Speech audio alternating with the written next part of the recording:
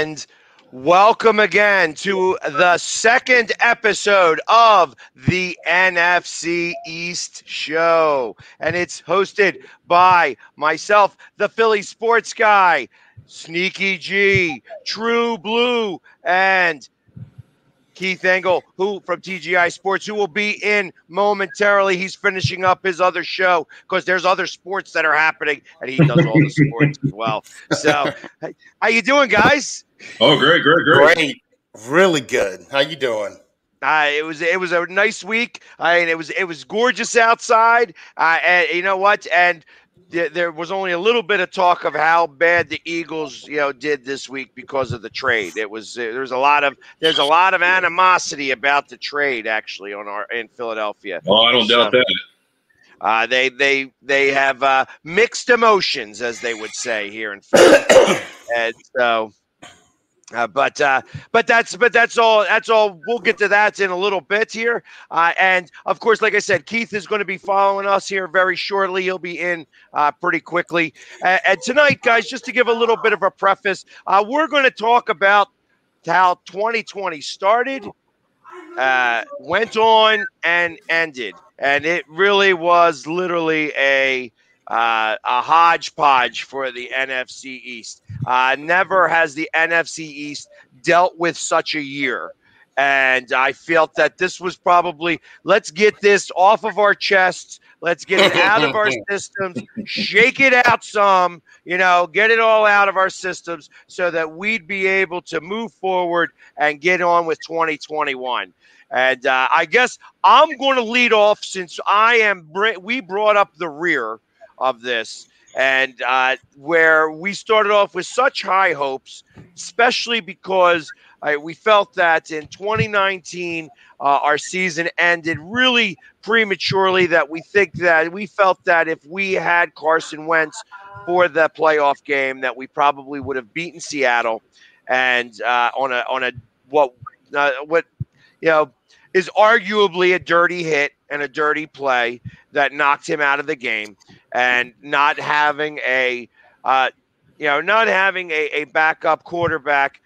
He got on pretty fast. He was able to work on. Welcome, Keith. Wow. Hi, guys. How are you? Keith. Well, yeah, welcome. I tell you, he had to jump. He had to change. He had to do quick change and everything. Man. And here he is. So, Jeez, I even took my wig off for the show here. There you go. Well, I appreciate that. So, and just to fill you in, Keith, on what it is that we're talking about, we're discussing what was the year of 2020 and why the NFC East was so bad. And I was leading off because we brought up the rear.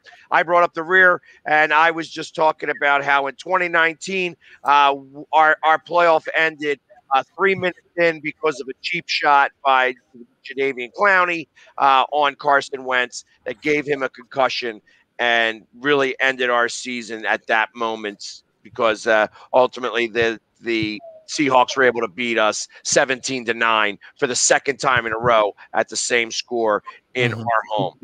And so inauspiciously we had a lot more high hopes. A lot of the team was coming back, and then all of a sudden everybody started to get hurt. And before the season even started, we had a little bit of controversy. We were supposed to have the bodyguard, Jason Peters, move to guard because Brooks was, hurt in that same game. He wound up pulling his Achilles for the second time, or tearing his Achilles for the second time, and he was going to be out for the year. So Jason Peters was going to move to that guard position where Brooks was, and then because we had injuries at the tackle position, Dillard got hurt. He decided that, because he had to play tackle, he wanted more money. And that started a little bit of a riff because he's got a really big friendship with the owner. And he wound up getting the extra money. And I think that started to put a bad taste in the mouth from the very beginning. And then Carson Wentz wasn't the same Carson Wentz because he had a little bit of looking behind my shoulder-itis, because they had drafted a quarterback in the second round. And ultimately, let's move it to week 9, where he had thrown 16 interceptions and just was not playing very well at all, and then finally gets benched for Jalen Hurts. And I was saying, even from the moment that I met you, Keith, that the moment that we lose that Jalen Hurts starts, that this season was over. And unfortunately, they proved me right. There's a lot more of a fill in this, but I wanted to just give my 3-minute soliloquy here on this is the year 2020 of the Philadelphia Eagles. Jamie, well, you want something for your tears? You want something for your tears? I'm not crying because it was a bad season all the way around. Oh, okay. I just asking. But just make sure to keep them because you're going to be coming up soon. Obviously, the next person to come up would be Caddy Corner from myself. True Blue. Oh, there we go. Right down there. True Blue. It's good. It's good to know that Dallas Cowboys live in other people's homes. Yep. In the best ways. Definitely. They get flushed all over. Real quick, True Blue, if you could, just for a quick 3 to 5 minutes, just tell us kind of what the story was of the Dallas Cowboys for last year. Well, we had a first coach. That's first and foremost, going out there and getting a new hire, Coach McCarthy, and everything that was leading after that.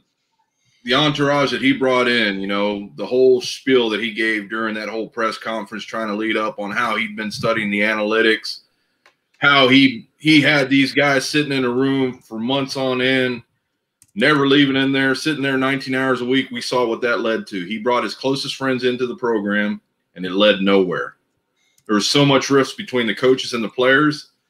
If people knew how much rift there was between the players and the coaches, I mean, you could see it on the sidelines if you were there in person. You wouldn't see it on TV. But it all started with our defense with Coach Nolan. Coach Nolan brought in a new defense, and then with everything that was going on with the season, with the COVID and everything else, there was no time to collect ourselves together. The guys had no – and it was for all teams. Don't get me wrong. But with the new head coach, new defensive coordinator, new offensive coordinator, everything just coming in at one time, it was just one big drama after another. And the worst thing was the leadership. There was none. We had the leadership on the side, but it was spread throughout. And that's the part that I just couldn't get there. Nobody stepped up to the game. We all thought we had a captain. The captains were changing every week. That one I didn't understand. You can't do that to an organization. You can't do that to a team. You can't do that to grown men. The grown men know how to lead. You got to leave them in those positions. You don't switch them up. But then we get to the first week. How did that game go against the Rams? We led that game a little bit. We played tight. But once we lost that game, the rift started with the defense just because of how open we were getting on that secondary. Everybody was getting behind. I mean, hell, our secondary couldn't keep anybody in front of them. Our defensive line was opening the gates for everybody to run through. That's where it started, right there in L.A., right in the brand-new stadium, right at Sunday Night Football. It just went downhill from there. I mean, and then the injuries. Then it started leading to the injuries. The injuries are on our offensive line. Tyron going there. You got Zach Martin. You had everybody. Then we lose, last year's, center of the year, Travis Frederick. That didn't help. So now we got young kids in there. So after everybody's getting hurt on the offensive line, I mean, it just tanked. You saw what we did against you in Philly. Sneaky G saw what we did to after Dak got hurt. I don't know how we came back with Andy Dalton on that one. And, of course, Keith, you saw what your Redskins did to us.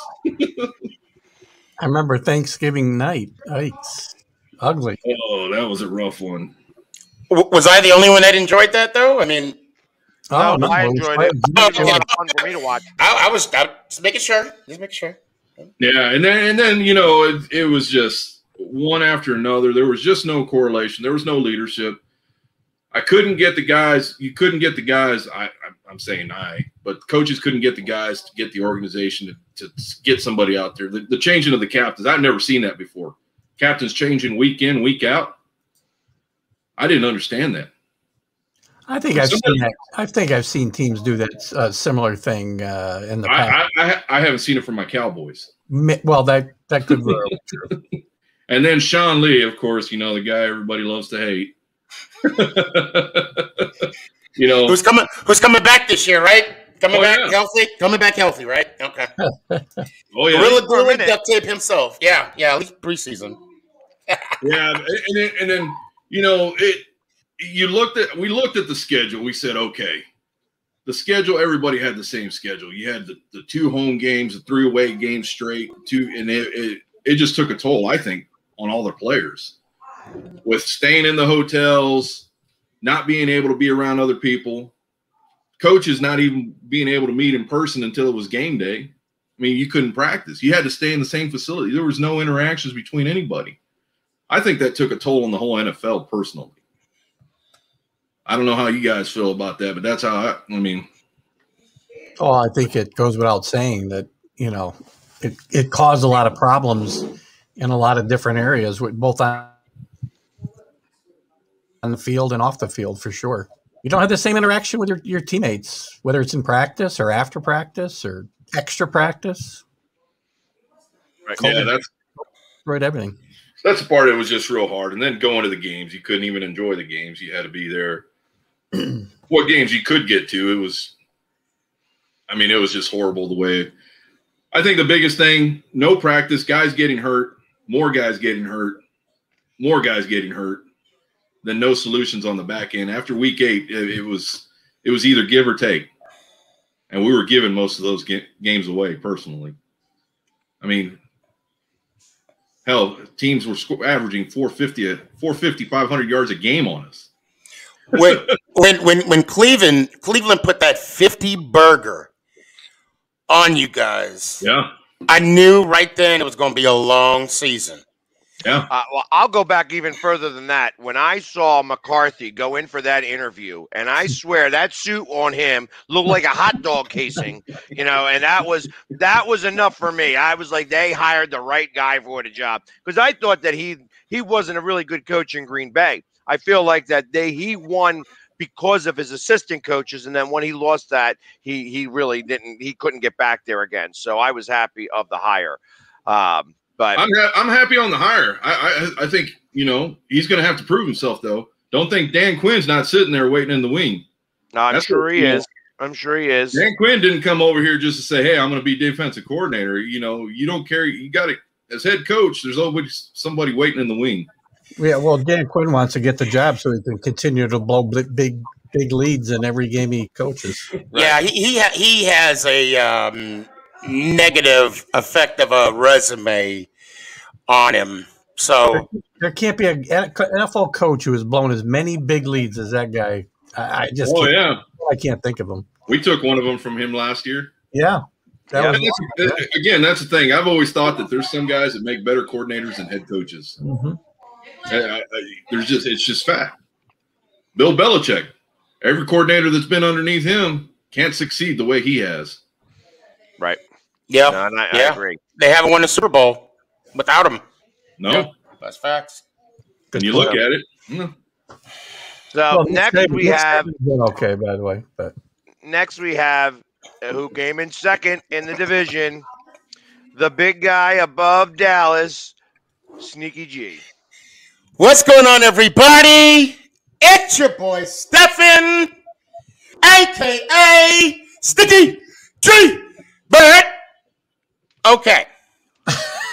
Our season. First off, I do want to add to True Blue. You know, I got a lot of love for you, even though we disagree on teams. When we played you guys, you were literally one play away from being 0-4.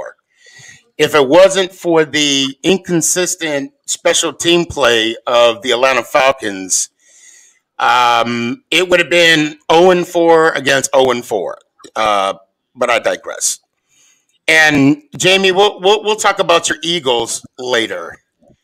Actually, no. I'm going to quote Coach Judd again. We'll let that game speak for itself. Okay. Now I got that off my chest. We're going to let the first one speak for that self too? You brought Meg Ingram, didn't you? Ingram's still on the team. Right? What do you mean Ingram? Ingram's what do you mean? Still on the team? I am honestly not catching what you're throwing. What do you mean Ingram? What happened to Ingram? Now, you would have had me if you'd have said Deshaun.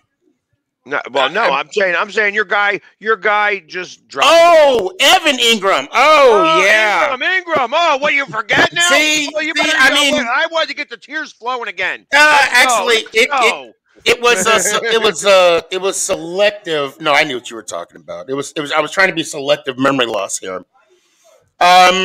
We were in a similar category as the Cowboys. First year head coach.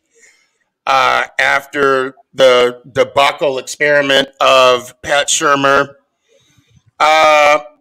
Eli, first season, after, if I'm not mistaken, 16 seasons, he was no longer on the team. So this was going to be the first year since 2004 without our savior. Daniel Jones taking over the helm with a whole new coaching staff. There was hope in the air until Jones threw a pick in the Pittsburgh game, week 1. Although, I mean, the loss against the Rams, it was bittersweet for us to lose against the Steelers. What was it, week 2 against the Bears? Oh God, that's where it hurt. That's where it hurt. I mean, I actually, when I saw Saquon cut to the right the way you did, it didn't look good. It didn't look good at all. But the team showed grit. They showed fight. I don't believe in moral victories. I'm going to be honest. We lost the game. We lost the game. San Francisco's 49ers JV team put a spanking on us. I want to say maybe it was the emotional baggage of losing Saquon. I don't know, but we did not look ready. Week 4, it was a close game up until the last remaining minutes. Dallas Cowboys. True Brew, I'll tell you how you guys won that game. The ref called back two touchdowns. Am I a little laggy? You're good. Okay. The refs called back 2 touchdowns off of a shift and a pick play. And then they missed at least 2 holding calls. But we rebounded, with the win against the football team. I couldn't imagine how we would have lost that game. I just couldn't imagine what the team coach did. I mean, we probably would have a whole new coaching staff this year if we would have lost that Washington game.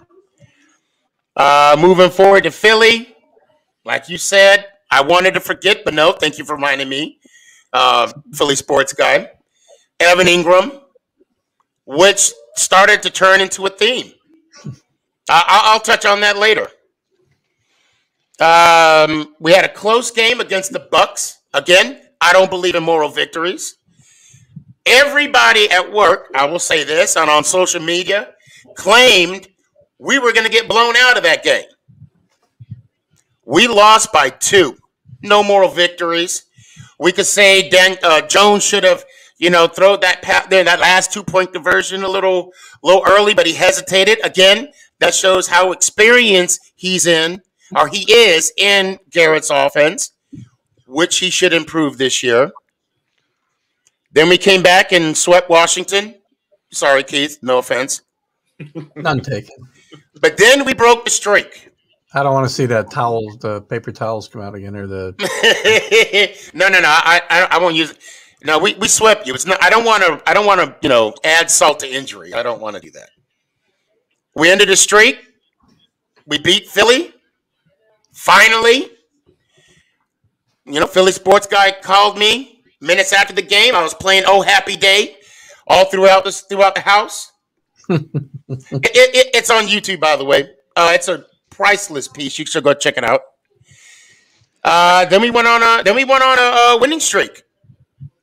We went on a winning streak, which gave Giants fans something that we didn't have since 2016: hope, belief.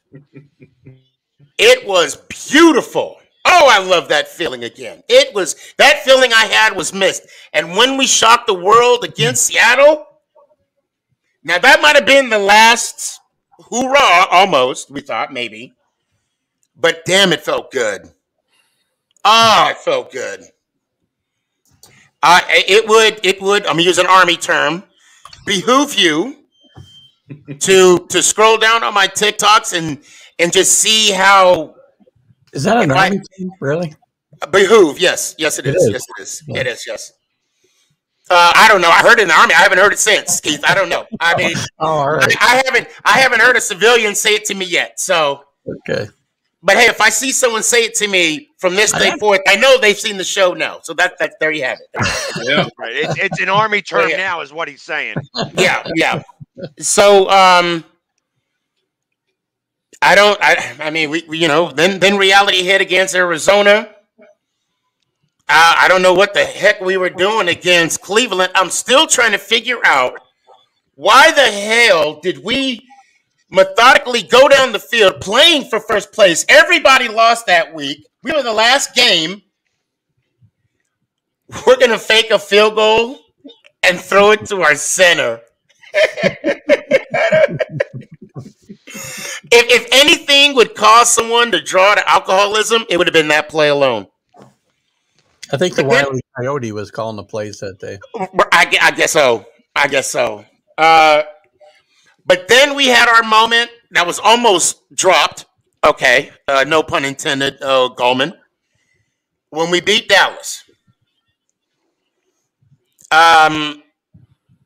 We finally beat Dallas. Now, I'm going to summarize everything. The turnovers was an issue with Jones and Evan. Injuries plagued our season. Not so much the new head coach, but I got to tell you, this coach that we have right now is definitely a breath of fresh air. McAdoo, some Giants fan would add another do to that. And Pat Shurmur, you know what? McAdoo, add another do. Thank you for taking us to the playoffs. Which I am tired of seeing that boat picture, by the way. Shurmur, hey, it was the best of times. I'm sorry, no, wait. It was the worst of times and the worst of times. But now it's not to be judged. Duh. See what I did there? And now we got some hope, fellas. And I believe we're gonna take the East next year. I said it. Well, we'll talk about that in a few minutes. I just slid it in there. Yeah, and then of course the team that did win the NFC East with a sub 500 record, but still did win it, the Washington football team. It was I think it's unfortunate that things got off the way that they did. I mean, the summer and, well, you had COVID going on, obviously, as we talked about. The team had this cloud hanging over it because of the rumors around the team about the sexual harassment suits, and things were going to go blow up. And there was all kinds of rumors about Daniel Snyder and this and that and the other thing. And it's hard for teams to focus. I don't mean to cut you off. You could almost take it a step further before that in saying in the switch of the team from the Redskins to the football team. Well, there is that as well. Good point, Pags. That caused a lot of controversy, and there's a lot of fans that are on both sides of that issue, and it's a polarizing issue. Daniel Snyder's a polarizing guy.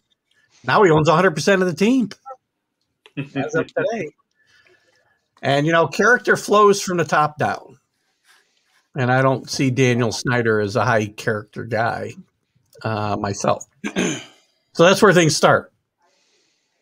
And now that they did bring in a good head coach, a seasoned veteran coach who's had success in the league. He's taken teams to the Super Bowl. He's not won the big game, but took teams to the Super Bowl. But he was saddled with no quarterback. And then they were forced to play Haskins for the first 4 games. They were fortunate to win the first game. Philly, as Pags will say, that was a horrible loss, and probably I didn't hear the beginning of your conversation, Pags, but that was a horrible loss for Philadelphia. They had a big lead in that game. I think they're 7. And not to cut you off again, but this is the one time that I think that cancer actually helped. I felt that half of football where their head coach could not come out, when you're stuck, when you don't get to talk to anybody other than your coaching staff and your head coach, the one guy that you got to see every day for 6 weeks is now can't come out for the second half because he has to go get a transfusion because he's got cancer. Yeah. That was the most inspired half of football they played till about week 10. Yeah. Agreed. And, that's the only – they were not good after that half of football for a long time. They lost 5 or 6 straight, I guess. 5 straight. But Haskins was terrible. 1-5 all year long. When they finally bench him, and there's some bad losses in there to some, just bad losses. Haskins never should have been given that job. It was a bad draft decision. The team tried to justify it by playing him, and it put them in a hole. And then they make it worse by playing Allen afterwards, because Smith's probably not ready to play. But I don't know how you go into that season and your 3 quarterbacks are Haskins, Allen, and Alex Smith, who's basically playing on one leg. Great story, Alex Smith, by the way. Great story. Right. But they put themselves in a hole, and now they're 1-5. But fortunately, True Blues Dallas Cowboys come to the rescue. Blow them out 25-3. You said come to the rescue.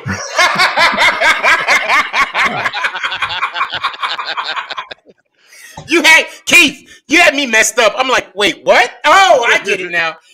It's like one of those grenade jokes. You pull the pin and then everybody starts laughing. Then after a couple seconds. It would behoove you to listen closely.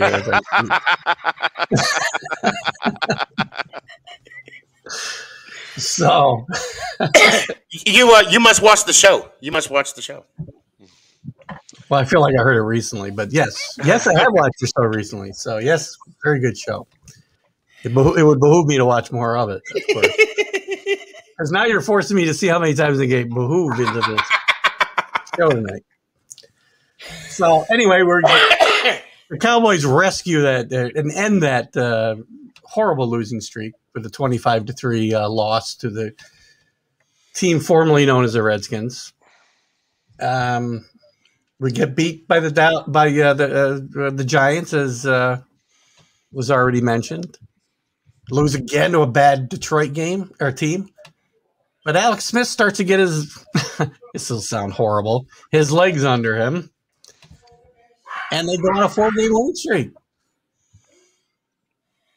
Now they are beating the best teams in the league. They beat Cincinnati. They beat True Blue, Dallas, twice. Pittsburgh, who was beginning their spiral a little bit. That was their first loss, Pittsburgh. Yeah, that was Pittsburgh's first loss. Yeah, that just for the one guy. And I don't ever like to show these things, but so Cameron, you could see that 100% because I did a little dance on one of them rally towels, a big yellow towel. I actually was so happy for the Washington football team that day because it started Pittsburgh on their way down. Yep. When I saw how they played against Baltimore the week before, and then they said, "Oh, next week the Steelers has the Redskins," and even the commentators are like, "I don't know how well this team or how far." You're talking about the Steelers, how far they're going to go. I'm like, they're going to beat them. The Skins are going to beat them, and sure as hell. And then I never heard the end of it since. Not from you, Keith, because luckily we didn't know each other then. But, which well deserved, but the Steelers were ripe. They were very ripe for that loss. Sure they were. Sure they were. But they win. Oh, yeah. They definitely were. And they beat San Francisco the week after to continue their winning streak. But then Smith's hurt, can't play. So guess what? Dwayne Haskins. They might better have played Clem Haskins, by the way. I don't even know. I think Jamie was there. I think you were there when they took Dwayne Haskins, weren't you? I was there. Yeah, I was there. And then when the Giants took Jones, it was the same year when the Giants took Jones. The reaction from the Giants fan. I was doing an interview with a Giants fan, and literally they took Daniel Jones, and I went back to him again. I actually had to go back, and he's like, "Yeah, I don't know what they were doing with that. You could find that on my YouTube back in the day." I swear, license plate man from the Giants about ripped his hair out. Yeah, he was shocked. He was shocked. There was a lot of Giant fans upset that they did not have Dwayne Haskins. Which be very thankful today. Well, let me ask you this, and it's for everybody, and we're talking about Haskins here. I have been in constant battle with a Washington fan who says Haskins is better than Jones. Now, I completely disagree. What's the criteria? Because, first they're saying that Haskins can make throws that Jones can't, and the footwork and vice versa. And the funny thing is, okay, Ohio State. Because to justify what he was explaining to me, he showed me a highlight from when he played for Ohio State. And then another football team fan showed me a highlight. I'm going to say Philly sports guy. Either it was the Eagles or the Jets. I think it had been the Eagles. That he was showing a highlight of Haskins making a completion. And I'm like, you're showing a highlight of the one game he won to prove a point. No. And for me, I mean, granted, now Haskins with the Steelers now, correct? Because he's the third string, I think. He might be the first string. Yeah, he could be first string. Who knows? Yeah. Where's the Steelers guy? He could be the first string quarterback. Well, with Haskins and his lack of discipline, and I'll say it. I mean, I'll say worth ethic, because if I'm comparing Jones and Haskins, Jones came back with 10 pounds of muscle. His footwork was better. Granted, hopefully he can more emphasis on the fumbling issues, but it's worth ethic. And Jones has it clearly. Maybe not so much with Haskins back then. Maybe that release helped him out and kind of gave him an eye-opening, saying, hey, I have an opportunity to be, in the NFL, let me take full advantage of it. So, but okay, is Haskins better than Jones? I'm going to ask that question. No. True Blue? No. Philly sports guy? I put him in the same category, actually. No, you can't do a push. I think Daniel Jones stinks out loud. I'm not that high on Jones, but that tells you how bad I think Haskins is. Right. And that's the point I'm trying to make. Well, heads up. I mean, the Daniel Jones is, he's owned Washington. Owned them. Mm-hmm. 4-0 against Washington. Mm-hmm. But for now, hopefully we can add some Eagles and Cowboys wins too. I mean, we already started a streak, so we'll see. So anyway, the team formerly known as the Redskins were able to, and I hope it's okay, I like to refer to them right now as the team formerly known as the Redskins. They were able to survive 2 games of Clem Haskins playing quarterback. Came back with a big victory with Alex Smith coming back over the Eagles. But we don't want to get into that. We did that this morning, I think. So we probably don't want to do that again. But they won 5 of their last 7 games, despite Haskins playing 2 of them to win the division. They played well when they had to play well. They played better than the other teams in the division down the stretch. Yes, they were 7-9. They put themselves in a huge hole. They did win the division. They did give Tampa Bay a game for most of the game in the playoffs. All in all, with everything that went on with Snyder and the name change and the cancer for Coach Rivera, the fact that they didn't have a quarterback, and all in all, they had a fairly successful season. If you can call a 7-9 season successful, where you make the playoffs. Yeah, that's for the Dallas Cowboys. I mean, that Browns game, that Sneaky G was pointed to, that was one of the bad ones. And after that, I knew we were going downhill. Yeah.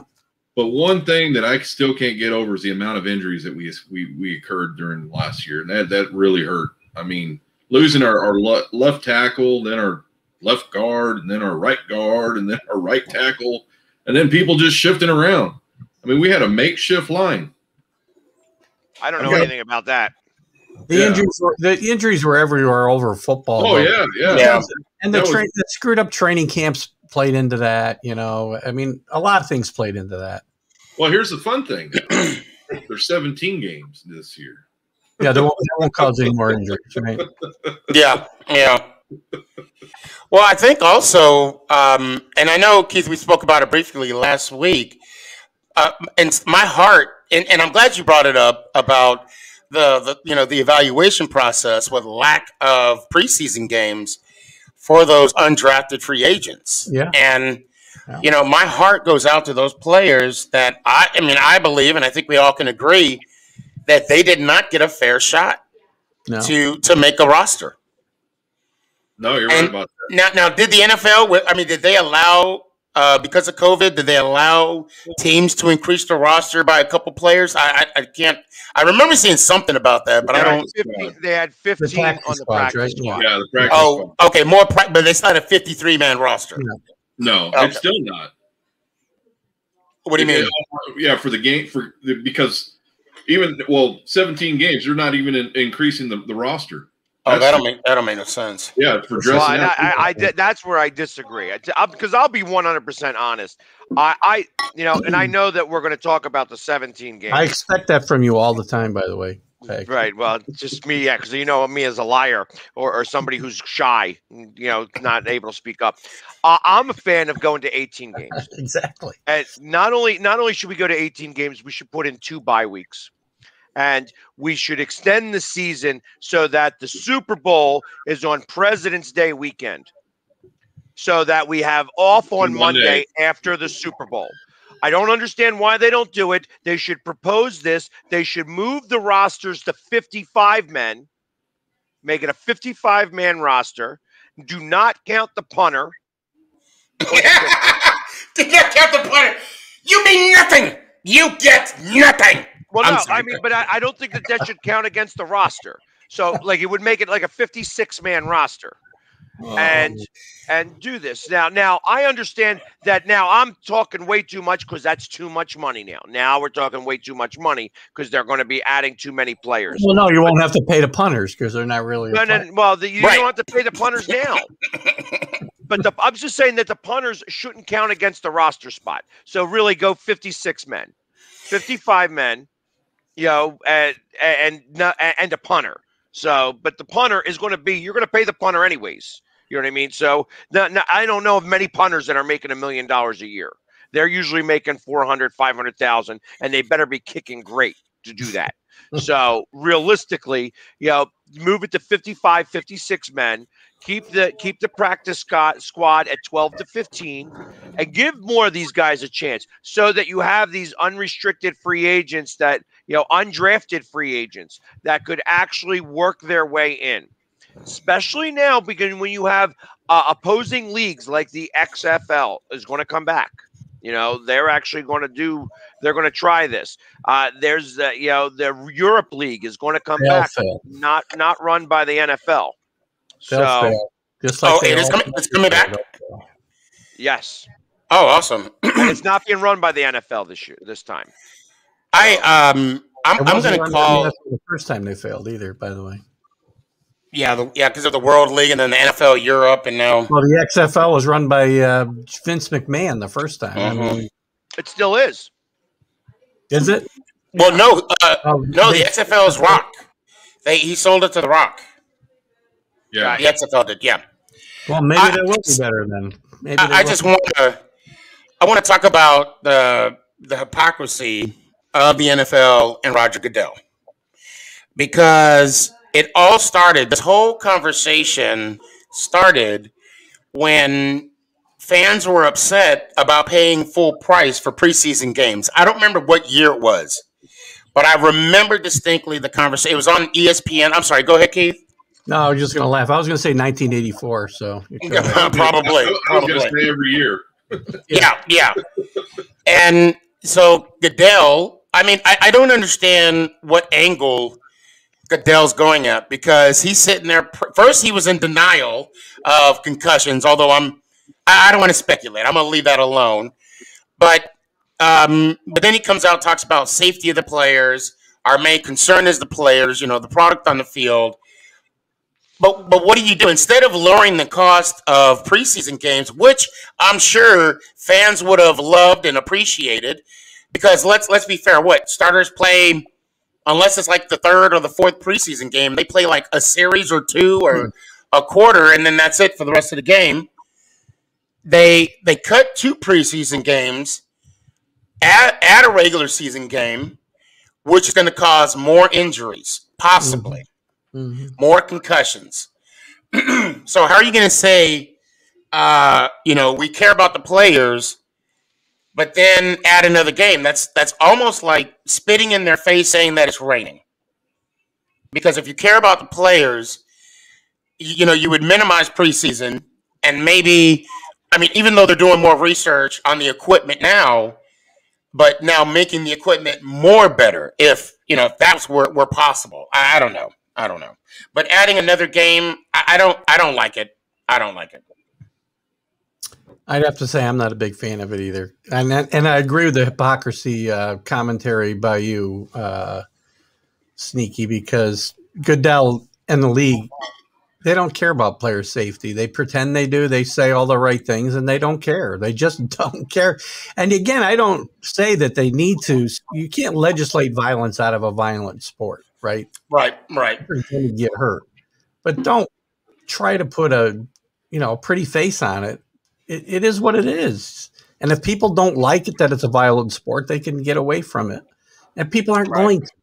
People aren't going to. That's what attracts people to the game. Sorry. Betting and the violent nature of the game, it just does. That's my opinion. But that's fair. That's fair. I agree. I agree with that. But like I said, that's why I feel that if they wanted to try to keep the revenue the same, because that's ultimately what the owners care about. They want to win championships and they want the money. That's really what it was. So and if they don't win championships but still get the money, they're okay with that too. You know what I mean? Because that's as much as Snyder or Jones or Lurie or I'm not even sure who owns the Giants. Mora and Tish.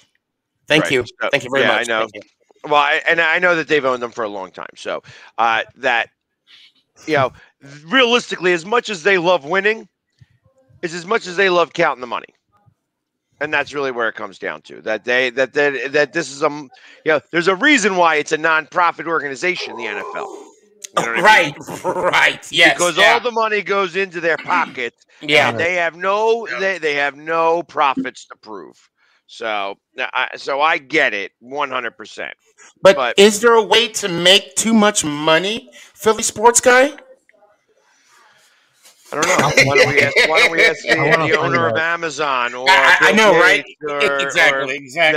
Because that's what they do now. Now after they own Amazon or Microsoft and stuff like that, they buy football teams.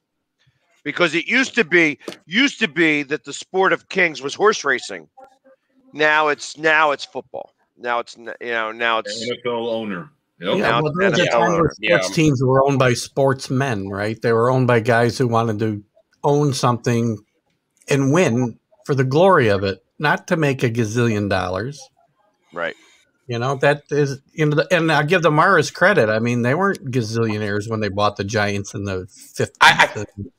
No, 1925, and I think it was $500. Right, I'm sorry, they go back farther than that. Sorry. Yeah, I think it was like $500. Well, actually, what happened was, and that was they were trying to sell the Dallas Cowboys. They were going to give someone 3 tickets to the game, and then they ended up getting 3 tickets back, or like 6 tickets back. So I don't know. Yeah. That was funny in my head, but when it came out, it was like a fail. I'm sorry. It would behoove you to listen to the funnier people on the show so that you can.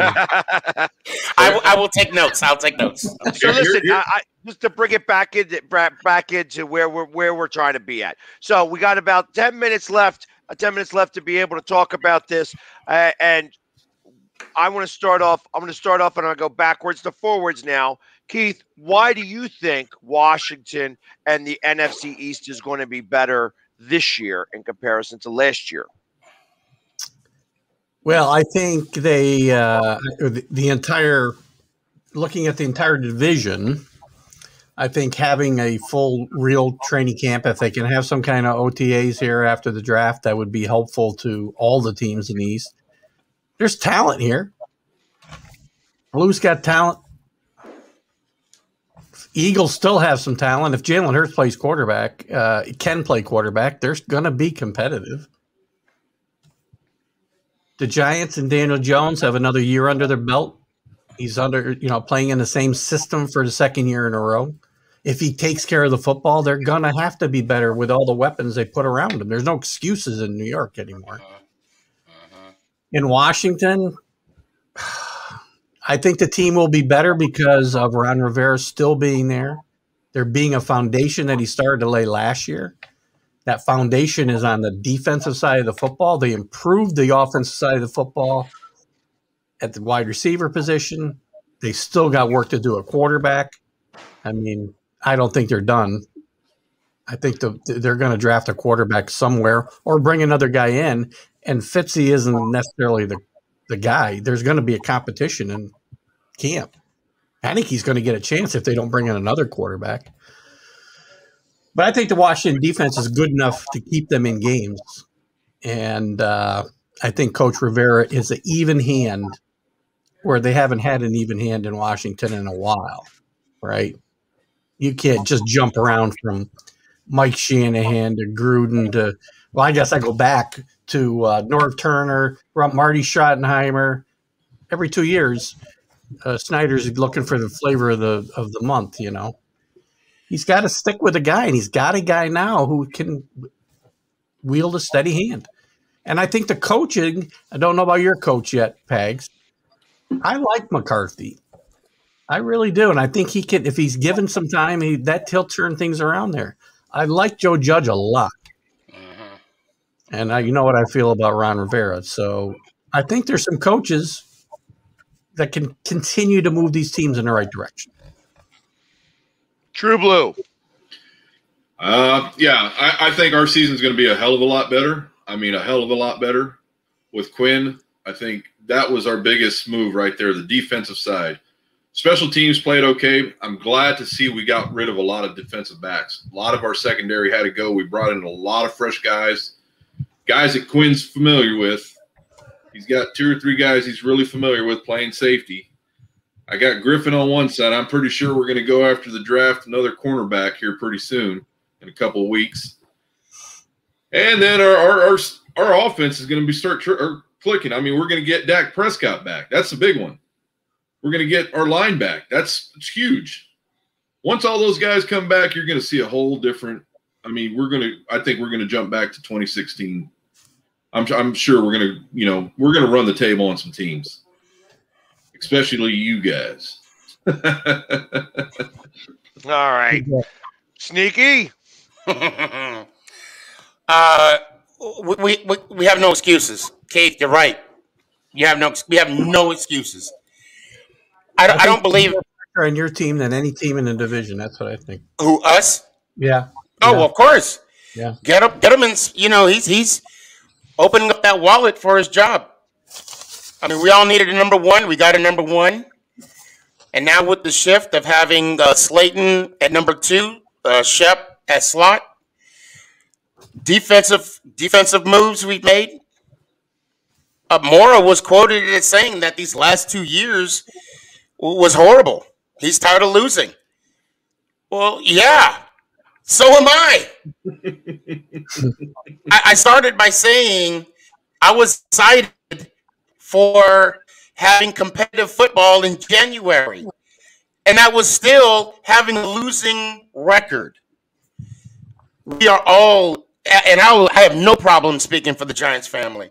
We are all tired of losing. And we can all debate about if we're for or against Jones. I'm for him. The pressure's on. I think the only person that's safe in this equation is Judge. He's the only one that's safe. Mm-hmm. We have no choice but to get better. And I wish I can talk mess and whatnot, but I want to see it on the field. And I'm going to let their actions speak for me on the field this year. I rest my case, Your Honor. So, we brought in a new coach and a new attitude. Obviously, the Giants fans are still crying about the fact that they, didn't get into the playoffs. I know that. I like how you said that towards the end of the show, so I can't say nothing. I like that. He started my morning the same way. Exactly. That's it. Well, that's how I got introduced to the morning, and that's how I'm ending this show tonight. That listen, everybody is putting the Eagles in the back of the division. And the last time they were told that they were going to be in the back of the division was in 2017. Oh. And what happened in 2017? And it started then with a rookie kicker kicking a 62-yard field goal against the hapless Giants. And the next thing that we know, we go on a run where we win like 13 games in a row and wind up going to be number one in the NFC and then winning 3 playoff games as an underdog, 2 at home, and the Super Bowl against quite possibly or arguably the best quarterback to ever play the game. And next thing you know, it's stats. So that was what our expectations were in 2017. Now, is this team a Super Bowl team? No. I'm going to be real about it. However, they're not going to be as bad as everybody thinks they are. And I hope that everybody sleeps on us. I hope that they think. I would love for them to start to get the swagger back of being the underdog all the time, because we went from worst and go back to first. And that's what I think. There's a reason why somebody has not won 2 divisions in a row since the Eagles in 2000, 1, 2, 3, and 4. And that's because this division is still the hardest division in football. And I don't care what anybody else says. We own the most Super Bowls. We have the best record. We have the most Hall of Fame players in this division. And it is still by far the toughest division in the NFL. And although everybody licked their chops last year, because we played against the West, we played against the 2 toughest divisions to play against. They actually had the best records against, in the AFC and in the NFC. We played against the West and the AFC Central. They had the best records against us, you know what I mean, in comparison to every other division. But that don't mean nothing. That don't mean nothing this year, because we're playing against, the NFC Central. They're not Central. I guess it's South, with Atlanta and Carolina. And not that I'm sleeping on Carolina, because I love the coach down there. But that we're going to be spanking them around a little bit. And then, I just feel like that we're going to win a lot more games that we are not going to get slated to win. And that's where I think that because of that, we're going to be competitive. I think that 9-7, 10-6 could still win this division next year. But I feel like that all of us are going to be just as competitive, but we'll all be closer to 8-8 and not 6-10. Yeah, you mean 9-7, because there is no more 8-8. Well, That is correct. That is They're correct. like 9-8. Yeah. 9-8. 9-8 now. So, and we didn't even get a chance to talk about that. We'll save that for next week. We did briefly mention it, but it's we'll bring that up again next week because I don't like if you're going to choose an extra game, you make it against somebody who would be like a natural rival. Yeah, like, I don't like what they're doing with the crossover there. Yeah, like I thought. So I like the Giants and the Patriots. I think that makes for a natural rivalry. Unfortunately, I feel like that the Eagles and Dallas share a natural rival in Pittsburgh. I feel like that Washington and Seattle would almost seem like a natural rival because of it's Washington State and Washington D.C. But that's just my opinion, and we'll kind of drop it from there. Well, the other thing It you would got to behoove think you about to do that. Yes. Yeah, the other thing you have to think about too is the overseas games. Right. Yeah, I don't. That everyone's going to have to play over there. Everyone's going to have to play over there, and somebody's going to have to give up a home game. Right. Well, I'm all right with that. You know what I mean? If that's going to be the extra week, but then you got to have the bye week afterwards and stuff like that. Right. So let's close it out. Keith, I'm going to start with you because I know that you have been up all day. So let's start with you, Keith. What am I saying? What are we doing? We're closing out the show. So. Wow. Well, I'm not. You called me a loss here. It would behoove me to really pay attention to what was going on. I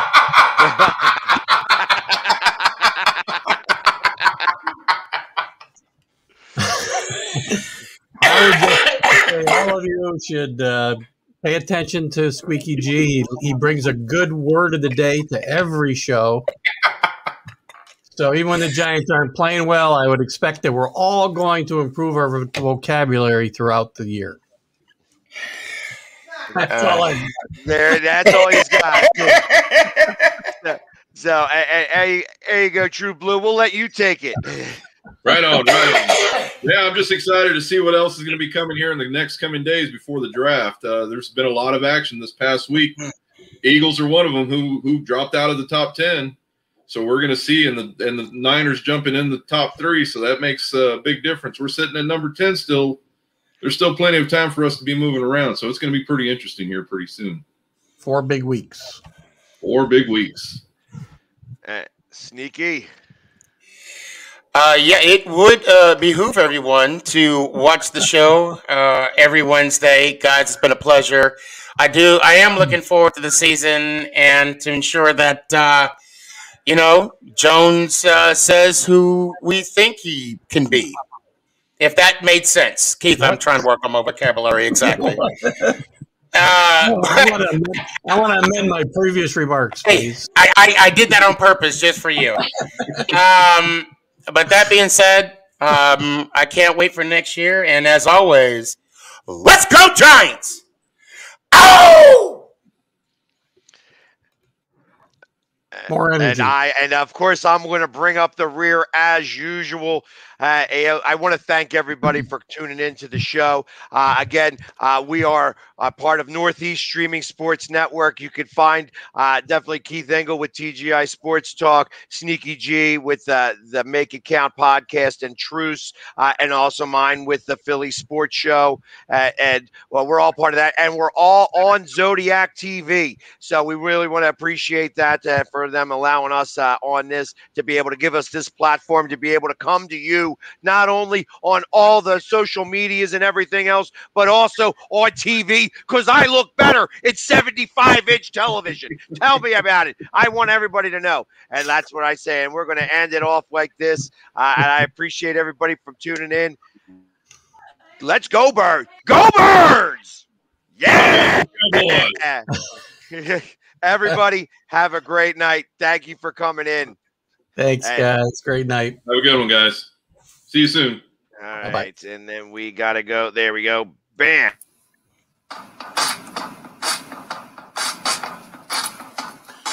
You're listening to Northeast Streaming Sports.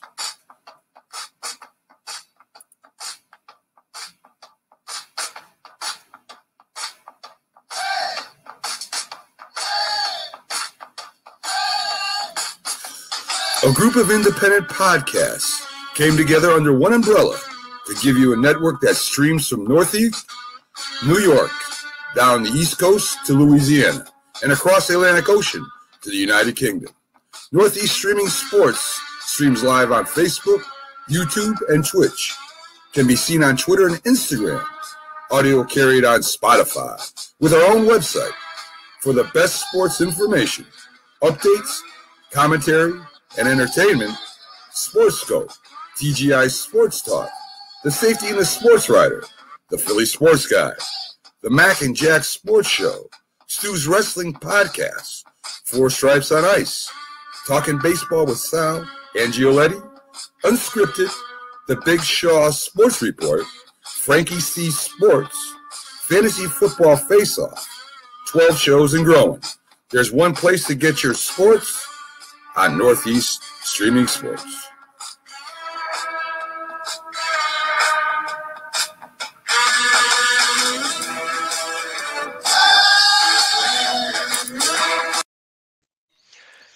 And we're going to be coming back very quickly. We are doing the Nemesis show. The Nemesis show. So, Keith, just because I know that you were doing podcasts all day long today, Mac hit me with the last second that Zodiac has said that we needed to go for an extra hour tonight. So we are actually doing the Nemesis show since I am Sneaky G's nemesis, and I happen to be busting his balls. And that's true. And that's facts. Since we met, we have been busting each other's balls, and so that's why we are still on for another hour moving forward. But I know you didn't know that because I wasn't able to kind of relay that to you because you're a busy man. You were all day long on TV. Plus, I got a real job I got too, you know. I understand. But that's what's happening today. So if you want to stick Nemesis. No, I think I'll let you Nemesis go to it. I don't want to. It would behoove me to step out of the room. I tell you, that behoove, and I've never heard that as an Army saying because I've heard that all my life too. So. Me too. But yeah. So, and I wasn't in the Army. I wasn't in the Army. I was in the real service in the Navy. So it's I know we're all in the same team. Just Navy's a little better. Sure. All right, guys, listen, go to it. Have fun. Keith, thank you very much. See you guys. I appreciate you coming on. Bye. So I'm going to start this off. Like I said I would, and we're going to put up a nice little background for everybody. That it's not going to show it that way. So now you're going to wind up seeing us. We could do this. I mean, this would be. I'm going to start it off with my main man. This is how Sneaky G and I met. We met on a bet. And we bet the first football game was like, okay, you win. If you win, I will talk high praises on the Giants. If you lose, you have to sing the song. So I'm making this video ahead of time, and I've made a decision to just cut my losses and sing the damn song. So, in memory of Ingram's awesome non-play, meaning the catch that he didn't catch, that could have won us the game, but I'm just gonna let it go. Maestro, please. Fly, Eagles, fly, from the road to victory. Fly, Eagles, fight, total touchdown, 1, 2, 3. Let them hot low, hit them high, and watch the Eagles fly. Fly, Eagles, fly, from low to victory. E-A-G-L-E-S, Eagles. So that's what he was. That's yeah. Yeah, that's what he was hiding back there. So yeah, and of course, he had to put his own little spin in that. But, I didn't tell him how he had to sing the song, just that he had to sing the song. And the reason why there was a little intro about that was because we did a double or nothing bet. Mm-hmm. And that double or nothing bet was, hey, listen, let's do a double or nothing. And I will put up my mohawk to your beard. Mm-hmm. To which that's why he had to make a decision to sing the damn song. Yeah. So ultimately, since we didn't bet the mohawk versus the beard,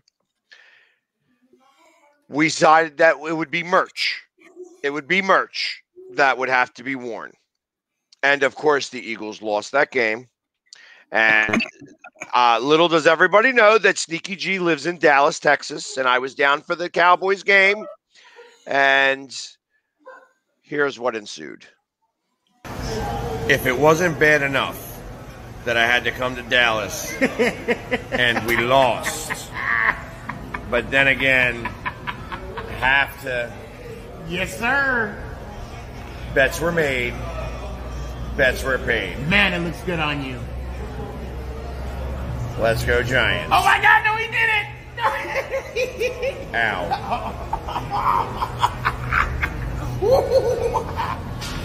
Let's go Giants.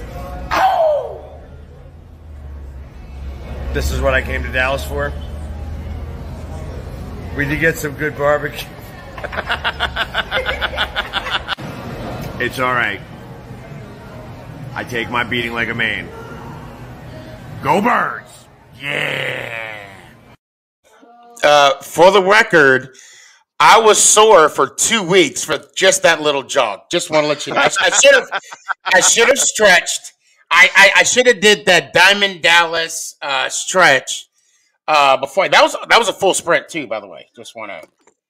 Well, and just so that everybody knows that we were. I'm sorry, that's the wrong one. There we go. Bam. That we were eating barbecue that day. Mm-hmm. So we went to, what's the name of the place? We might as well give them a little plug. We were at Heart Eights over in Capel.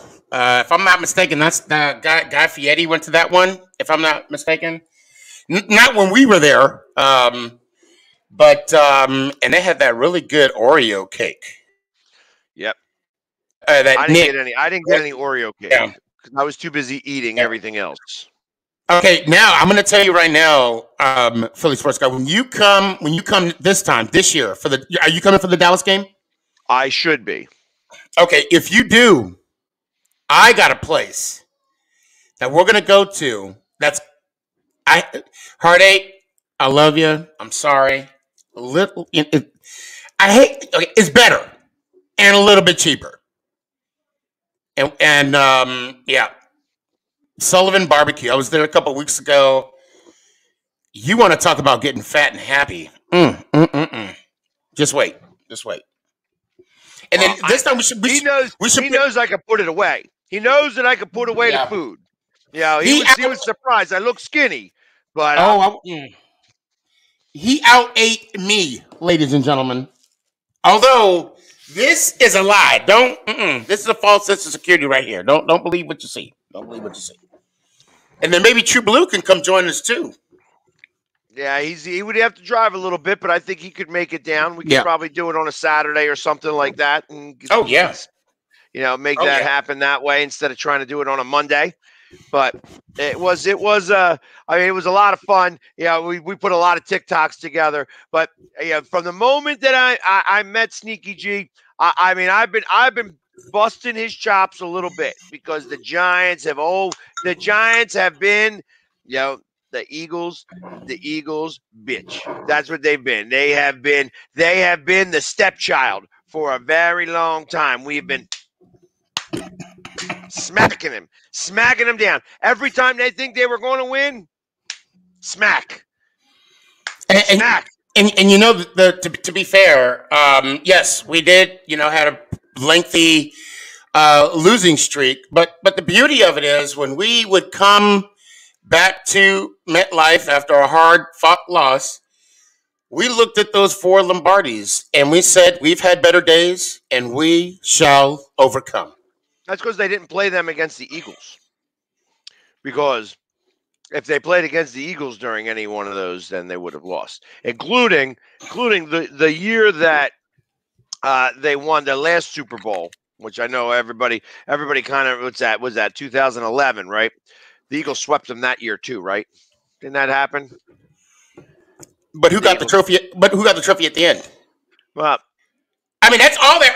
It sounds good. It sounds great. But let's be fair. Who got the trophy? You can have the broom. You keep the broom. We'll get the Lombardi. And then we want the ring at the end. So, do they make rings for sweeps? They don't, do they? Do they make sweep? No. Oh, I'm just asking. It's all right. That's all right. I know. I know that you were, like I said, you're close to my age, so that you were alive for it. I mean, most of the time I have to deal with people that weren't alive for it. So, and I know that Phil Simms is your hero back there. Oh, yes, he is. When you see something like that, you see the Phil Simms in the background over there. He's another one that got his butt handed to him a lot of the times against the Eagles. He had me at 22 of 25, 82%. I think, was it 285 yards, 3 touchdowns? For one Super Bowl, right? He only did that for one. He didn't play in 2, right? 1.5. 1.5. We'll say 1. But he does have 2. If you look at Wikipedia, it shows 2, and he does have 2 on his finger. So, right, but he didn't win that second one, right? He got hurt. He was hurt. Yes, he did. But he still has the ring. So, and he's known as a 2-time Super Bowl champ. So, and who was the backup there? Jeff Hostetler. Jeff. I said, did I say Jack? Jeff. Yeah. It's Jeff Hostetler, which is kind of ironic. Phil Simms, started the '86 Super Bowl, won it, MVP, went to Disney World. Jeff Hostetler was the backup on that team. Then, come full circle, Jeff Hostetler, came in and won the Super Bowl, although Otis Anderson was the MVP, and got a Super Bowl for that one. So it's funny how history and Otis Anderson too has 2 Super Bowls from that team from the '86. You know what, Philly? That's kind of what I miss. I miss the fact that you have players that the longevity of the player, they're known for staying on the team. I mean, this whole free agency of switching teams every 3 to 4 or whatever years, it wasn't like that in the '80s and the early '90s. And I don't know if you remember, but when Montana left San Fran to go to KC, that was a big deal. That was a big deal. Hey, listen. I mean, I still hate Norman Brayman. I hate Norman Brayman because he wouldn't give any money to Reggie White, and Reggie White was ready to take a hometown discount, ready to stay here. Yeah. And wouldn't even give a contract offer. Not even a contract offer. Kept the whole city. He was nothing but a cheap ass used car salesman down in Florida. He was a piece of crap. I would say the S word if I was allowed to. He was such a piece. Yeah, exactly. Held the whole city at hostage. We're going to move the team here. We're going to move the team here. We're going to move the team here. Get the, I'm trying to reserve my curse words. And I got to. I mean, and to your point, the Mara Tisch family. Although I can't recall when the Tisch family came into play. But for the most part, we kept the Lawrence Taylors, the Leonard Marshalls. The Michael Strahans. Although by the time Michael Strahan, retired, we had a different GM. We didn't do the same thing with OC. Tuck went to with the Raiders for the last 2 years of his career. But by that time, football and free agency has evolved into something that we now know today. And I do. I will say I do miss the old days. But it is what it is. The one thing that's guaranteed in life is change, and you got to get used to it. So, and speaking of change, like we talked about earlier, Galladay coming over, big signing for us, and we'll see what he could do for our team. Yeah, we'll see. We'll see. So I wanted to go. Let's go back to your Super Bowls. Let's talk back. Okay. Just because So the tight end was Mark Bavaro. Yes. Both. Yes. No. I think in '90, Bavaro. I want to say Howard Cross was in the second one. Because I know Mark went over to the Eagles. He went over with you guys. Was in 1998. Right, he did. So I thought it was after that because it's because I remember Keith Jackson. I thought Keith Jackson was part of 88, 89, 90 for the Eagles. So it would have been after the 90 Super Bowl, and Keith Jackson went to somewhere else. Yeah, I want to say I know for a fact I want to say Bavaro was on that team, if I'm not mistaken. And I think I think of certain tight ends from the Giants, and I think of Shockey. And how he never really equated to what he was supposed to be.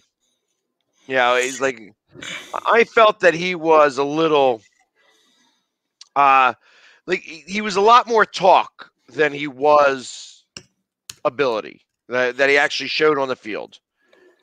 No, I think for me, Shockey was exactly what I thought he was. Now, let's keep in mind he came from the U, won a national championship. I thought he was a dominant tight end. I believe he was a key role in the development of Eli Manning. And I think he caught Eli's first TD pass. But for me, growing up, for the tight ends, my favorite tight end, even though I respect Mark Bavaro to the fullest, but Howard Cross kind of was the one that stood out to me. When I would talk, when you would play street football with your friends, and y'all had that. I had that one wide receiver that did his thing. And I had that one who's still my best friend to this day. I would tell him what Howard would do, how he would do his little square out or a skinny post. So it was funny how I tailored my best friend how to play tight end, which he ended up playing in high school football. He knew nothing of the position, nothing. And it was because of Howard Cross. Although Keith Jackson is also a favorite of mine. I remember when he was with the Dolphins and he caught a bullet. Oh, fun fact. Keith Jackson. He caught a ball from Randall Cunningham, Dan Marino, and Brett Favre. He had an interview at one time. They said, out of those three quarterbacks, who threw harder? And you know what he said? I ain't answering that. If I ever get a chance to meet Keith Jackson, I'm gonna hand my phone to Mama Boss. So, and I'm like, hey, I'm gonna have him give me, if I have to have one of those handmade, detectors, before you walk into a building to make sure you ain't got nothing metal on you. Yeah.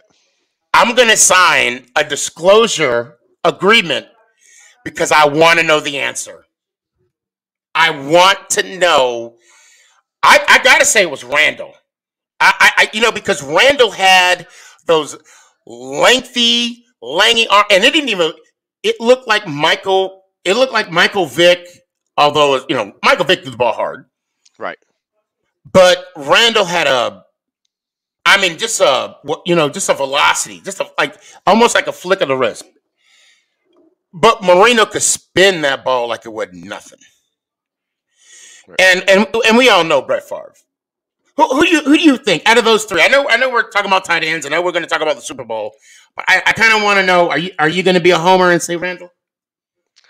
Well, so, and I'll tell you why I believe that it was Randall, and I'll actually put so Marino. I thought was great, but I also thought he was really accurate.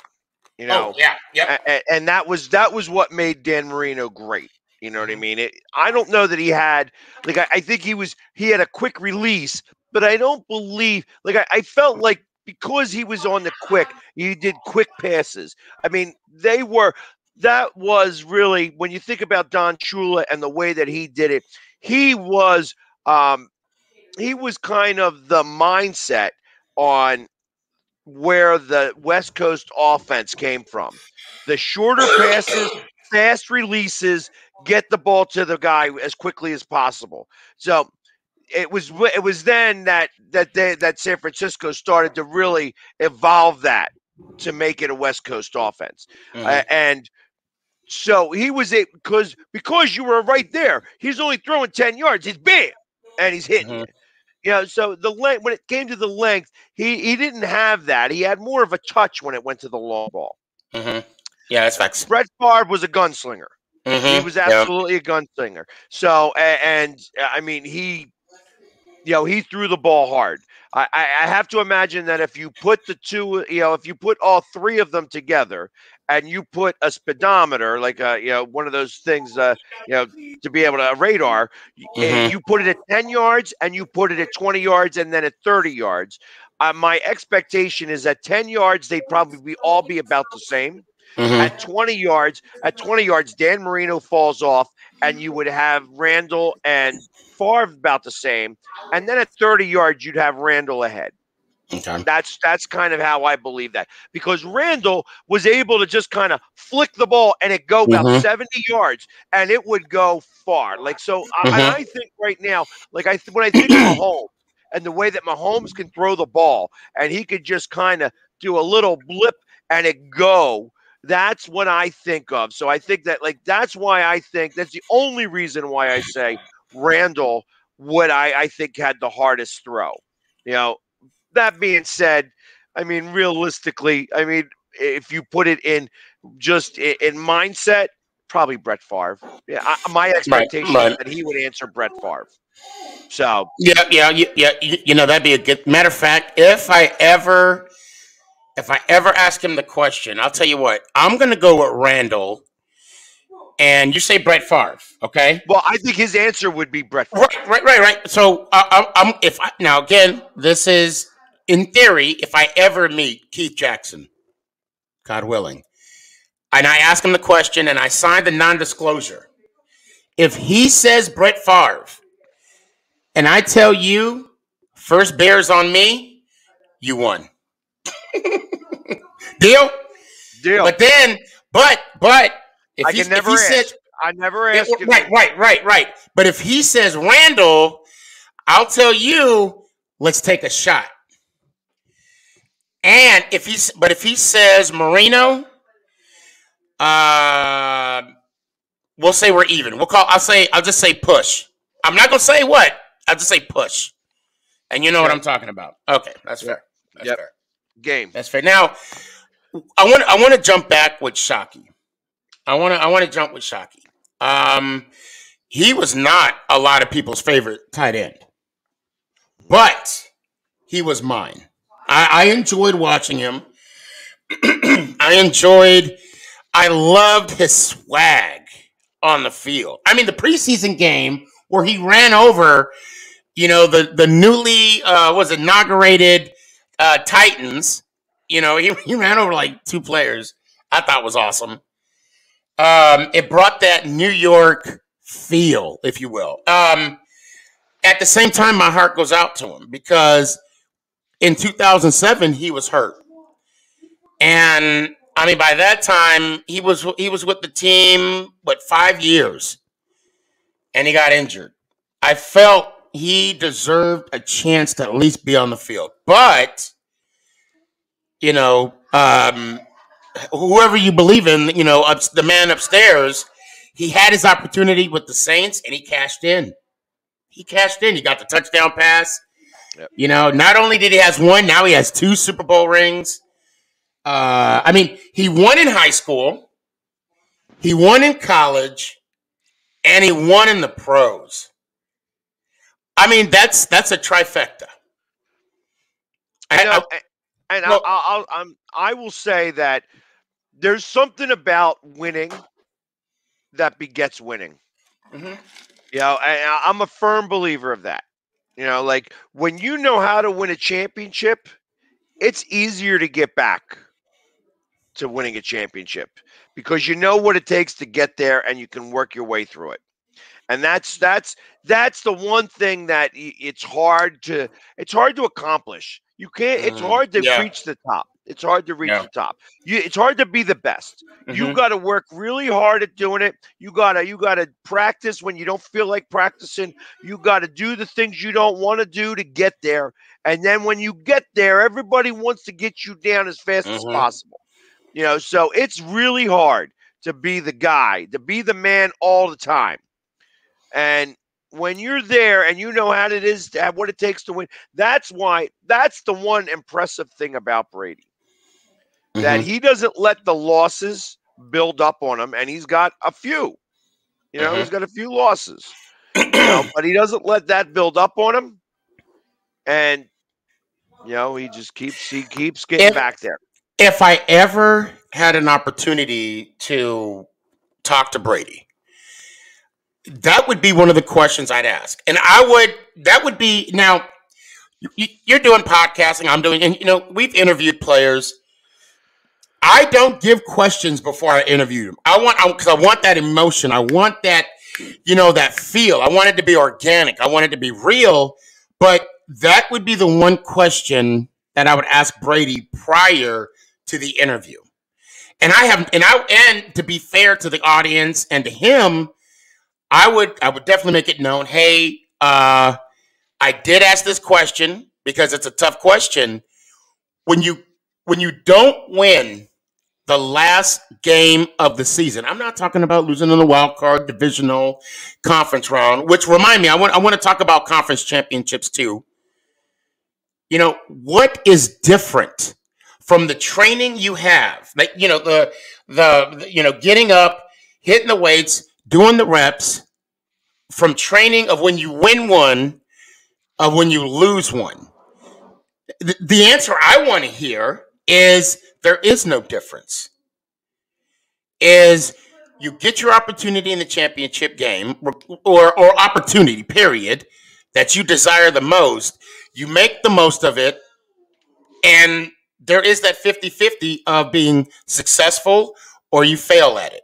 When you fail at it, learn why you failed and then move forward. And if you succeed, figure out what gets you back. And I want to know, that's the one part. But Jamie, I got to be honest. I don't know if I can't trust a man that don't like strawberries, because strawberries are delicious. I don't know what the issue is with that. He doesn't like strawberries. Neither do I. I'm not a strawberry fan. What? No, I'm not a strawberry fan. What? Is it the texture? What is it? No, it's not like I'm afraid to eat them. I can eat one. I just don't like them. So it's the flavor. Yeah. Yeah, I'm like I'm not a strawberry guy. Like I like ice cream. I could eat vanilla. I could eat chocolate. Strawberry, no. Even yogurt. I love blueberry yogurt. I can eat cherry yogurt. I can't eat strawberry yogurt. My kids love strawberries. Yeah, me, I don't. I'm not a strawberry guy. Is there anybody else in your family that don't like? I mean, is it hereditary? This has to be a condition. We need to seek you some medical help, because strawberry. What if it's chocolate? Come on, it's chocolate covered strawberry. Everybody likes chocolate covered strawberry. I mean, I'll eat them. It's not like my thing. Here I go. I don't know you anymore. Who are you? Sorry. Yo, I'll eat chocolate covered bacon. I'll eat steak. I'll eat steak like a champ. But strawberries are not my thing. Chocolate covered bacon. Now that's great. I got. Great. Well, no, the salty with the bacon and the chocolate. You know what you should try this year for Thanksgiving? Get pumpkin pie and ham. Try it. Trust me, your life will never be the same. Your life will never be the same. Now, Okay. I want to ask you a question. You had brought up championships, right? Wait. Have you played sport? You played sports back in the day, right? Okay. Have you won a championship? I have won a championship. Oh, please continue, please. Ladies and gentlemen, this is the first time I've heard this, and I've known the man all my life. No, I'm kidding. 6 months. Go ahead. So I softball. I've won 2 championships actually in softball, and one time was the first time we won. I was on the team, and I wasn't very good. I just got on this. I was the guy who was like, they put me a catcher most of the time. They didn't really bat me very much because we were in A division. I was probably more like a D division player, but because I was friends with the guys. I was just as loud as I am. I was a really good, I was just really good at pepping us up. People would yell at me to shut up, and I'd be like, no. Like my team would be like, shut up. I'm like, no, I ain't shutting up. We still got more to do. We got more to do. And just so then they couldn't get around me. So they tried to beat me up kind of, and they couldn't do it. And because of that, I was one of the team. You know what I mean? And, we wound up winning a championship, and then the second time I was like the co-manager of the team. And I actually was much better at the plate and, much better at doing what I was doing. We were in B division, and we had one of the players on our team, his wife died of cancer. And we dedicated that season to his wife. And we were not going to be denied. We just were not going to be denied, My championship rings. That's my championship rings. Yes, you say that. Which one? They're in the bedroom in my box. Is mom in? Okay, I'm sorry. So, and then when you think about championships like that, I remember. I'm trying to think of. No, we didn't win one in football. I actually won a third one in softball for a different team, and back in the day, like it was like a smaller version. You know what I mean? Not like it wasn't like in a professional slow pitch, which is not really a thing, but you know what I mean? Not like it wasn't a very competitive division except for the people that were trying to compete. And then of course, so I've won a number of softball championships. Okay. And how did it feel though? Like it felt good, didn't it? Oh yeah. I mean, I tell you what. I mean, so I don't get paid by the Eagles. I don't play for the Eagles. What are you talking about? But I am part of the Eagles. When I became the Philly sports guy, my goal for that first season was I want to be so well known by the Eagles that they would almost feel like that I deserve a ring. I love that. I'm not laughing at you. I'm laughing because that's exactly how I feel. Right. Yeah, it's because not. Okay, I don't mean. I'm sorry to cut you off right here because this is where you and I are the same. Because when 1990 came, and I had the people call it pain and suffering. I call it earning your stripes. The Dave Browns, the Kent Grahams, Danny Cannells, Kerry Collins, Kurt Warner, and then Eli Manning. Finally getting that Super Bowl. And if you could excuse me 1 second, the championship box that's on top of my sunglasses. Yes, but The rings. There's 4 boxes on top of yes. the sunglasses. Just give me the big box with my rings in them. Father, the thing is you have like 50,000 rings. It's a big box. It's the big box. Okay, I'm sorry. We're not live yet, right? We're not live yet, right? We're not live. No, okay. Nobody's seen it. Nobody sees it. Okay, good. Because we can. We'll just edit this part out. When they won in 2007, I can't even explain it because we weren't supposed to win that one. I mean, you guys weren't supposed to win 2017 either, right? And I will say, I rooted. You have 50,000 Thank boxes. you. How the heck am I supposed to know which one, Father? I do love them. I do love my family. Remember, Jamie, you promised you're going to edit this part out. I was fortunate enough. I 2-1. Well, I have a couple more, but I mean those are more like bowl games. Now, hear me out. Growing up, I remember seeing Bill Parcells doing an interview. And in that interview, he had his Super Bowl ring, the 1986 Super Bowl ring. I immediately became obsessed with Super Bowl rings. Well, with championship rings, period. High school, played high school ball. No luck. None. I played, went in the service.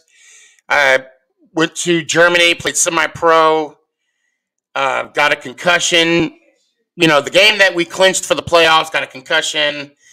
They went off and won, and they sent me a ring, but I don't even know where it's at because I wasn't there. It didn't feel like it. Because you gotta. I don't know. I wasn't at the game. At least let me be at the game to enjoy it. Right. I digress. I was in Germany, 2000, and we played for our brigade. In basketball, out of all sports, I can't play basketball, Jamie. I brick a layup. But we won our brigade, and I have it now. I mean, and I'll let's see if this could do it any. Yes, that's gold. 10 karat, and I don't wear it because I don't want to lose it. Then I got out of the service, had a flag football team. Yes, you heard me correctly. A flag football team. We went to, we played in a weekend tournament called Let It Fly. The team name was Chaos, believe it or not. Our colors were black and yellow. And I wear this sometimes. We won our division, and the name and Let It Fly, and then if you see underneath, quarterback number 11. Who else has number 11, Jamie? Who else? Well, I wear number 11. Well, Phil Simms. No, I sure as hell didn't get my jersey after you. You know that. The Philly sports guy wears number 11. Yeah, no. That, you know what? Think about that. That would be weird though. If I say to you, do you know why I wear number 11? You're like, I don't know why. Because of you, Jamie. You will take me off this stream quicker than I would. I'd be like, that's a little creepy. That's a little creepy. But I am not a Giants fan, so where number 11 isn't anything. Well, I mean, we talked about it. It's a number I wear. Yeah, we talked about it earlier, but I will say, I mean, so out of the two that I have, I do wear the football one more so because I had more involvement. I threw the winning touchdown pass. I'm actually the funny thing about this ring is that I got it. I mean, I've had this now for over a year, and I was in talks with Signature Jewelers. They make rings for high school, college, whatnot. And I, have a project that I'm working on, and I have other rings for the other guys. And one of these days I'll put it all together, and it'll be something fun to watch. But sadly, it was a 4-man flag football tournament, 2 days. I can only, after so many years, I only get in contact with three of them. The other 2, I don't know where they went. And we qualified to play for nationals, but we couldn't pick up any sponsors. I mean, when you're in Sierra Vista, Arizona, shout out 520, it's really hard to get some kind of sponsorship. When you're in a small town, so. Right. No, and I can understand that. Yeah. So when I was in the Navy, I played. I actually, now we're talking a long time ago. They had a tryout for the Mets and the Marlins down in Norfolk, Virginia. And I was stationed at Little Creek, which was the amphibious base, which was in Virginia Beach. And I went to the tryouts. They were having it over a 3-day weekend, and there were thousands of people there, and literally they wanted to. So ultimately, I was an outfielder at the time. They wanted to see us track down balls and see if we could catch it. And ultimately, they hit you like 7 balls. Everybody gets 7 balls. Can you track them down? Can you catch it and throw them home? And I made it to the second day. And then it's just running 90 feet. They don't even care if you could hit the ball. That's running 90 feet. How fast can you run? They give you like 5 times running it. And that's where I got cut. That's what they said. Thank you very much, you slow ass bitch. Ironically, after we won the basketball championship for the brigade, we went, because we're on a military base. We went over to grab some eat. I don't know how because we call it a PX. What'd you guys call it? Yeah, PX. PX? Oh, okay. Because, some people call it a BX. I think Air Force calls it a BX. It's a commissary is what it's. Well, commissary is the grocery store. I'm talking like the exchange where you go buy like a TV or whatever. Got you. Yeah. Anyway. I mean, I know. Yeah. Anyway. So we're sitting in like a mini mall where they have the Anthony's Pizza, the Popeyes and all that. I look over, I see a guy in football jersey and football pads. And I mean, this is like early January. And I walked over and said, "Hey, what are you doing?" Because this is another soldier. We got to talking. He told me that he plays for the BK Panthers. Oh, and by the way, they're having tryouts. And I'm thinking tryouts like a month, 2 months down the road. No, it was the following week. Showed up, threw the ball around. I had no expectations whatsoever. I don't know if you're familiar, but the German teams can only hold 6 Americans during game time at a time. To fill a roster, you can only have 6 Americans. And basically, I know we were talking about the NFL Europe. You got NFL Europe, Division 1, Division 2. We were Division 3. Long story short, coach walks up to me. Now, keep in mind, there were a couple guys that could run, but they couldn't throw. I knew I could beat them with my arm, but not my legs. Coach comes to me, and I'm like, okay, this is where he tells me you look good, maybe next year type deal. Walks up to me, hey, with a thick German accent. We practice. I can't do a German accent. I'm sorry. I tried. But he said, we practice Tuesday through Thursday. We watch film on Wednesday. In my mind, I'm thinking, okay, like, why are you telling me this? I guess I'll see you next year. And then he said, so we start practice, 3 weeks or like 4 weeks from today, or 4 weeks or whatever. Is that okay with you? I made the team? And he was like, yeah, did you hear something different? No. So anyway, I had to take a letter to my commander for him to approve it. I was going to make like, at that time they had the Deutschmark. I was going to make like 500 marks per game. It was like 250 back then in American. But had I got hurt, I would have had to pay for my injuries. But because I didn't take the pay, the Army, I was able to use my medical insurance if I were to get hurt. It was fun, up until it lasted. Then I got the concussion, woke up in Longstool. I don't remember none of the day, of that day at all. And Mama Boss said, you're done. The NFL is not going to be calling you. You're done. But I threw a couple touchdown passes. I did throw one pick, although it was tipped, marking Evan Ingram. I had fun doing it, left it all on the field, and then, won a championship playing flag. Well, a couple more, but, like I said, those were like bowl games. And life goes on. No regrets. No regrets, Jamie. So, and I can appreciate that. I played on a flag football team in the Navy base for my ship. And it was there that I got the full learning on how to be a defensive back. I was really good at catching the ball. I could catch the ball in traffic. I'm not afraid. I wasn't afraid to get hit. I had just, my hands are big and strong, so I can catch the ball.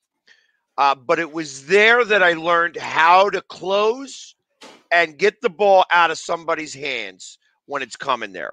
And I remember when the guy taught me, and he showed me one time, and that was all he needed to show me.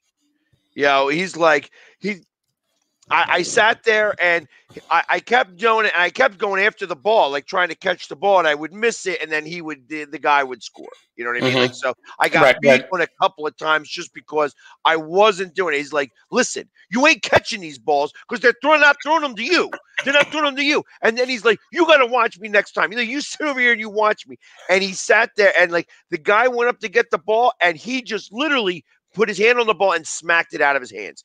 And from that moment on, I knew it was like, okay, I can play D-back because I actually am really good at covering. I'm good at reading the quarterback, and I was good at following the ball. And if I was playing not free safety, I guess strong safety, that nobody was going to get behind me because I was already, speed was going to kill me. So if you raced by me, I wasn't going to catch up. But if I had you in front of me, that I was going to be able to watch and see and get you. And I actually had a bunch of interceptions, scored a couple of touchdowns, did my thing. We didn't go anywhere. There were teams that were just so much better than we were. But and I got to tell you, from playing high school football, back up, middle football, where I'm offensive lineman, to high school football, to semi-pro, I saw more injuries in flag football than I did in all of tackle. Yep. That's crazy. That's crazy to think that. I saw broken fingers, obviously broken. Oh God. Somebody, you thought Dak's injury was bad. I literally saw almost like an Alex Smith injury, but it was like the shin. You heard the bone pop, and it wasn't on purpose. It wasn't on purpose. No, of course, it's never on purpose. Well, yeah. I tell you, and you know what? And I know what that sounds like, being an arm wrestler. And when you hear that, when you hear that compound fracture happen, it's like, you tell the people ahead of time. You tell the people ahead of time, like, listen, it doesn't hurt right away. So, but you got to get out of the way. You got to get out then at that point. Get somebody to take you to the hospital. Because it's ugly. It's an ugly fracture to have. You get somebody to get you, and you hold it up here and get to the hospital because the pain's coming. The pain's coming, but it's not there right away. Oof. And it hurts when everybody hears the sounds. Because that pop is it's different. Now, I broke my ring finger playing flag football every Sunday. I mean, this is, oh man, to be a kid again. Every Sunday we would go to the high school football field, Loveless Field in Sierra Vista. Shout out 520. And we met up with, I mean, it was like a group of people. And here I am, you know, freshman in high school playing against adults. And, you know, the flag, because we all had, you know, somebody brought flags. The flag wrapped around my ring finger, pulled it out, popped it back in. Thank God I was driving at the time. I went home and I said, Dad, we got to go to the hospital. And my dad's like, what do we got to go? You know, he was like, man, what do we got to go to the hospital for? I'm like, I'm showing my finger, like, it was like this. I'm like, this ain't normal. You know, this, I mean, this was, because this was down to here. And he was like, oh, yeah, we got to go. Oh, yeah, that's what I told you. That's what I said. We got to go. So, you know, it's funny that you talk about that back in high school. I'll never forget, I'm in 10th grade, and we're having a pickup game, just a pickup flag football game. 3 of the players on the other team, and I'll name them, and you may or may not have heard of them. Okay. One guy's name was Bob Kaburski. Okay. He was the backup to Reggie White for the Super Bowl years. Okay. Okay. Matt Blunden, who was the quarterback for the Chiefs. Okay. And Joe Valerio, who was a tackle for the Chiefs, who happened to get the most for the longest time, had the best ratio of passes to caught. Like, he had 4 throws, 4 touchdowns, on tackle eligible plays. Right. Okay. He was 4 for 4, and 3 other guys that played against 6. Like me and 5 other guys, they gave us a 9-0 lead. We were going to 10. Okay. They gave us a 9. Like, we scored 9 times, and then they started to play. They got to 7, and we drove. We had the one drive, and we get it. And I catch the ball, and I'm about to go. I get it. Like, I get the ball, and this is when I knew I could catch. I catch the ball. I'm on the end zone, and they crushed me. They literally, it was a crushing. Like, my ribs were bruised, anything. But all 3 of those guys got paid to play in the NFL. You know what I mean? And it was they lost that game. You know what I mean? And I scored the winning touchdown on them. On them. And like I said, when I think about it, I think about the feeling my ribs felt for about 3 weeks afterwards. Right. It was a good feeling because I scored the touchdown. I know, right? Oh, man. I'm telling you right now, I mean, there's something about getting a touchdown pass, scoring a touchdown. There's no pain. Yeah. There's it hurt pain. So bad, but we won the game. We won the game, and that was enough. That was now. Just to clarify, this was tackle football or flag? Tackle. Okay. I mean, helmets, pads, and all that, or no? Oh, okay. Then I was tracking. I was tracking. Yeah, that was definitely. We're out there in a field, literally, it was like a couple blocks up. It was behind It was behind our municipal building, right next door to. Like, we had 2, like a senior high and a junior high, but originally before that, it was 2 junior highs that all went into a senior high. This was behind the one old junior high where we would actually play and stuff like that, and they were all from the area. So they were all really close to us. And like I said, it was amazing that because you thought that, it seemed like everybody was going to the NFL when you have 3 guys that from one spot that went to the NFL and played for a good amount of time. They said Bob Kaburski got a Super Bowl ring. Joe Valerio played for the Chiefs forever. You know what I mean? So those were games. And you think about that. I could name all the other guys that were on the other team. Tom Lafferty, Tom Frommel, Bob Apfel, you know what I mean? Those guys, and not all those guys were, they weren't as big, But those guys, I remember, like I said, I got crushed. They killed me to score that touchdown. And for 3 weeks later, I got to hold my ribs in pride. I know are we running close? Yeah, we got another 6 minutes, 5 minutes. Okay, perfect. I'll make it quick. Back in the day, Sierra Vista, Arizona, I got to throw out the street that I grew up on, the Medici. I had some great friends, Cisco, David, Freeman, Nate, George. Who else? I think that was pretty much the 5 of us. Sometimes Chris, he came out and played. I'm not saying their last names for a reason, but we played 5-down football with a group of guys that lived across the street from us. They were all college guys.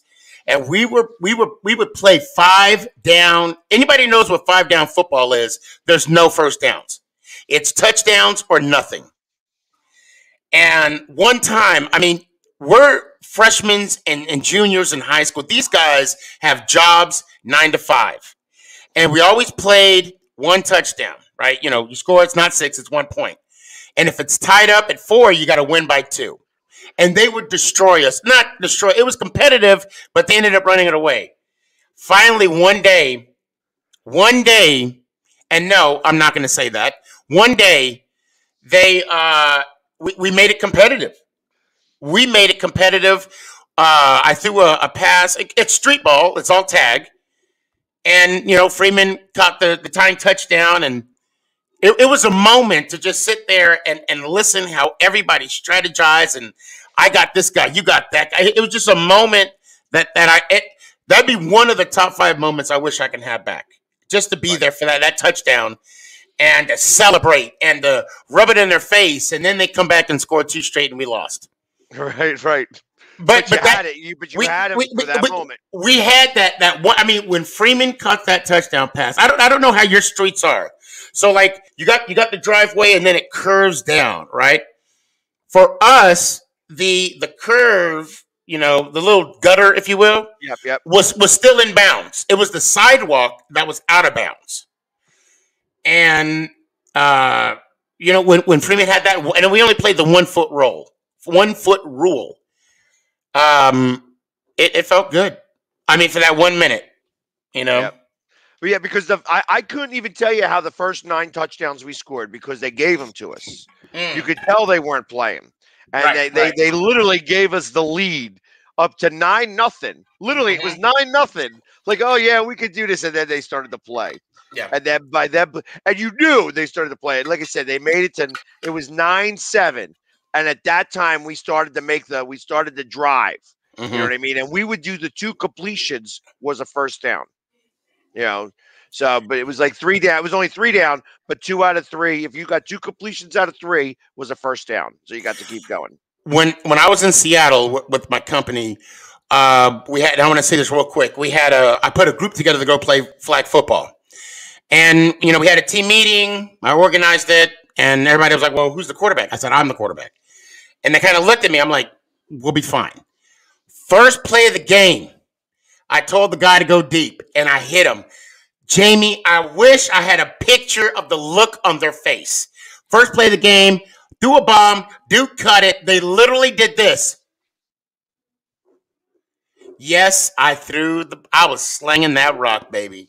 Nice. I love the surprise. I love the yes, I did that. And that's what makes it. That's what it's all for. It's just for that moment in time, because greatness, no matter how brief, stays with a man.